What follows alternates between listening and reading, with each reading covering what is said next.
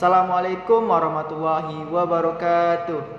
Perkenalkan, nama saya Kameswara Yogia Pratama. Di video kali ini saya akan membahas mengenai sistem pembayaran e-commerce.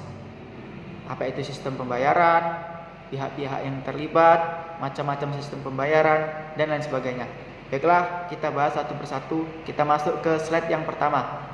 Itu ada sistem pembayaran. Apa sih itu sistem pembayaran? Nah, sistem pembayaran adalah instrumen sistem dan peraturan di mana sebuah lembaga mempertemukan pihak yang membayar dan menerima pembayaran. Saat ini sistem pembayaran mengalami perluasan, tidak saja dalam lingkup nasional, tetapi sistem pembayaran itu sendiri sudah melewati batas-batas negara. Nah, itu dia sistem pembayaran. Kita masuk ke slide yang kedua. Apa itu pembayaran transaksi e-commerce atau e-payment? Ya. Nah, jadi sistem pembayaran yang menggunakan fasilitas internet sebagai sarana perantara. Saat ini banyak startup yang memfasilitasi pihak penjual dan pembeli dengan memberikan jaminan keamanan transaksi e-commerce. Untuk menjamin keamanan transaksi tersebut, startup yang menjadi perantara akan bekerja sama dengan sejumlah lembaga perbankan untuk memulai memfasilitasi e-payment secara aman, cepat dan praktis. Dengan menggunakan fasilitas e-payment, pihak penjual dan pihak pembeli akan mendapatkan beragam manfaat. Nah, itu jadi sistem pembayaran transaksi e-commerce. Lanjut, kita masuk ke slide yang ketiga. Ada pihak-pihak yang terlibat dalam e-payment. Yang pertama ada bank atau institusi non-bank yang menerbitkan instrumen e-payment yang akan digunakan dalam proses jual beli online. Pihak yang melakukan pembayaran secara online atas barang atau jasa yang dibelinya. Adapun pihak yang menerima pembayaran secara online atas barang atau jasa yang dijualnya. Kemudian ada pihak pemerintah yang membuat aturan mengenai peraturan proses e-payment. Ada lagi suatu institusi ekonomi yang membuat rekening bagi merchant dan melakukan proses otoritas kartu pembayaran yang diterima oleh merchant dan dari pembeli. Nah, yang terakhir itu ada perangkat yang diperoleh dari acquirer untuk memproses pesan pembayaran termasuk instruksi pembayaran dari card holder.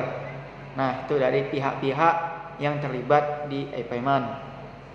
Kemudian kita masuk ke slide yang selanjutnya, yaitu macam-macam sistem pembayaran e-commerce. Itu ada transfer bank, e-wallet, kartu kredit atau debit Visa, e-cash, dan COD. Nah, baiklah, mari kita bahas satu persatu. Slide yang selanjutnya itu ada yang transfer bank. Nah, metode ini pembayaran online yang paling sering digunakan adalah transfer bank. Kenapa? Bisa melakukan melalui mobile banking, internet banking, dan ATM. Dengan menggunakan metode ini, tentunya hal ini tidak tergerus oleh keberadaan alat pembayaran online karena mereka dinilai aman dan praktis untuk dilakukan. Kemudian ada juga e-wallet.